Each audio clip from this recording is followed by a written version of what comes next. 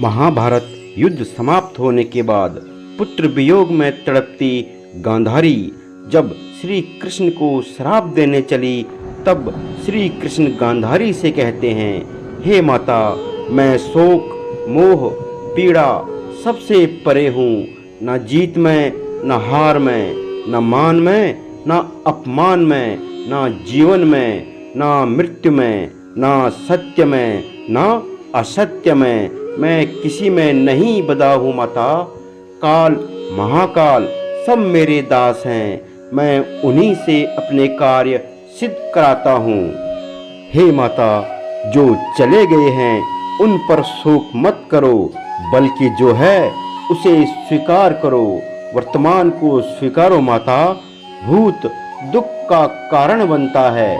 कृष्ण की बात सुनकर गांधारी विलाप करते हुए बोली, हे केशव, तुम ऐसा कह सकते हो क्योंकि तुम मां नहीं हो। कृष्ण, तुम क्या जानो एक मां की ममता, तुम क्या जानो पुत्र शोक की पीड़ा क्या होती है। तुम कहते हो मोह त्याग दो और ज्ञान बातें बताते हो, तो जाओ कभी अपनी माता देवकी से पूछना कि पुत्र शोक क्या होता है। पूछना देवकी से कि कैसे लगता था जब कंस उसके कलेजे के टुकड़े की हत्या कर देता था।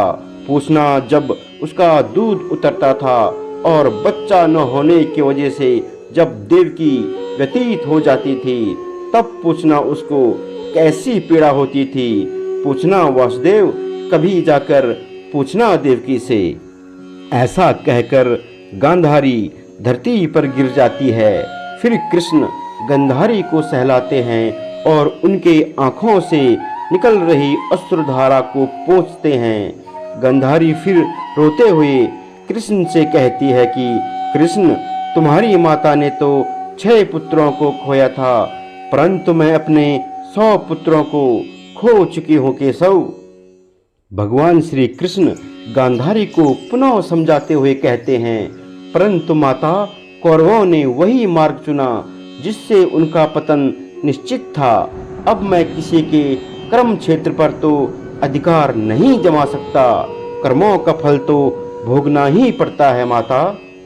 गांधारी भगवान श्री कृष्ण की तरफ आंखों में आंसू भरे हुए नेत्रों से देखते हुए बोली, ये कहना आसान है केशव, परंतु एक माता के लिए उसका पुत्र ही महत्वपूर्ण होता है। वह लायक है या नालायक, इसका माँ की ममता पर कोई प्रभाव नहीं पड़ता। जितना दुख उसे लायक पुत्र की मृत्यु पे होता है, उतना ही नालायक पुत्र पर। हे केशव, कभी माँ बनकर देखना, तब तुम्हें पता चलेगा कि तुम्हारा गीता ज्ञान ममता के आगे कितना टिकता है। यदि मोह, ममता अज्ञान का परिचालक है, तो तुमने इस मोह के संसार की रचना क्यों की। बना लेते अपने ज्ञानियों का संसार, क्या आवश्यकता थी मोह ममता के संसार की रचना करने की।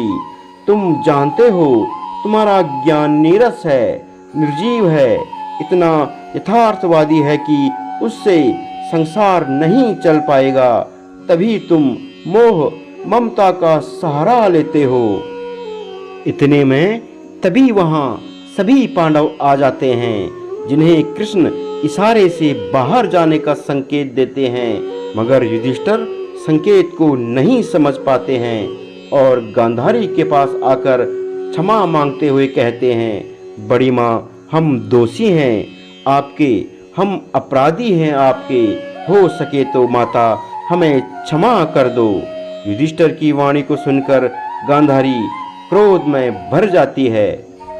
गांधारी को दुर्योधन की टूटी हुई जंघा, दुशासन की छाती को चीरकर लहू पीता हुआ भीम का स्मरण होने लगता है।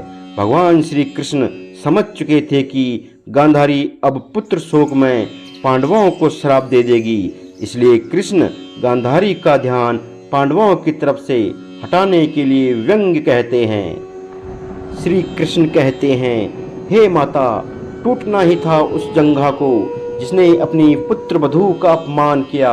उस छाती को चीरना आवश्यक था जिसने द्रौपदी के केशों को छूने की दुस्साहस किया, इन सब का विनाश आवश्यक था, अन्यथा इनके द्वारा किए गए कार्यों को मानव अपना आदर्श बना लेता, जिससे एक शिष्ट समाज की कल्पना भी नहीं की जा सकती थी। हे माता, जिन पर आप शोक कर रही हो वे शोक के योग्य नहीं है।